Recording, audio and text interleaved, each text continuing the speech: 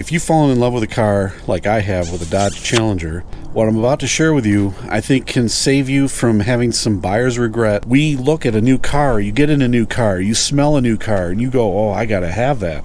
I want that. I need that. I work hard for it. When do I get to have it?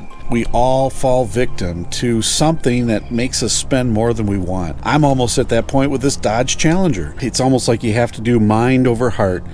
As hard as it is, it's just a necessary part of self-discipline and being fiscally responsible to yourself and your family. This is just my personal opinion.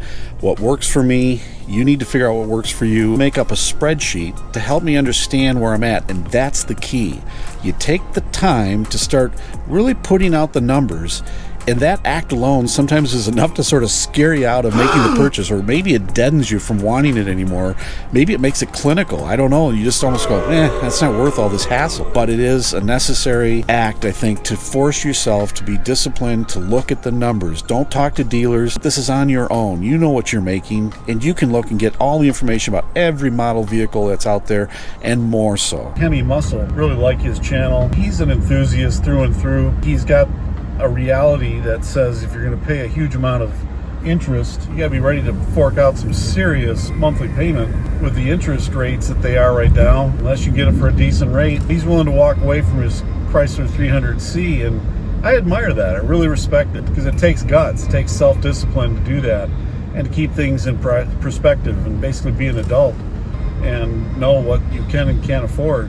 And you know, we're not all Rockefellers, and that's a reality. So you do the best you can. And this is the key that I want to point out that makes me realize this is not the time to be buying any new car, or at least not a Dodge Challenger. Number one, they're doing this Dodge promotion that's the last call, meaning Dodge Challengers and Chargers are never going to be built again. 2023 is the end of it, and they're never going to have the Hemi motors in them. They're charging above MSRP. Dealer price is way below MSRP. So you know MSRP, they're making some hella profit, let alone they're charging above MSRP. Completely insane.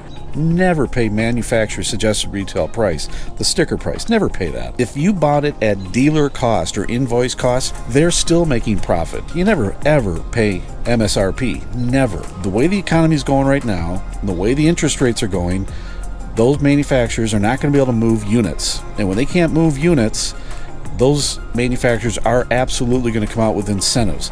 They have the money. They've made huge profits, more than they ever have in what they thought was the worst economy. So they have plenty of deep pockets, and they will absolutely come out with incentives. It may be even into 2024 that they'll be starting to come out with incentives to move the 2023 model. So if you give it a year, I suspect we're all going to be sitting there with very low financing, and that's where you can make your money. And I've done it before. You take whatever incentive they give at that time, and you take the money that you might have given them as a down payment, and you put that into a CD that makes more interest than what the interest is for the vehicle.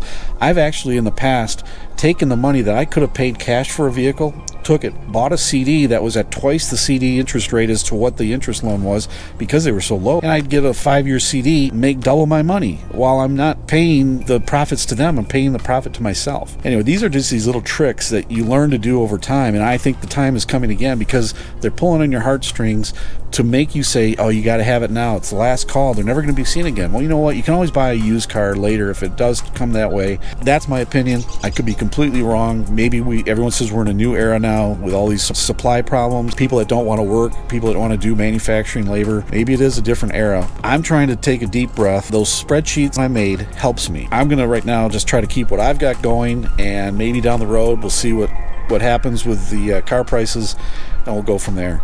Thanks for tuning in. This channel is all about making money by saving money, doing things ourselves, and frankly, this is the kind of thing where we do it by ourselves to make sure we're doing what's right. Thanks for tuning in. It's good to have you here.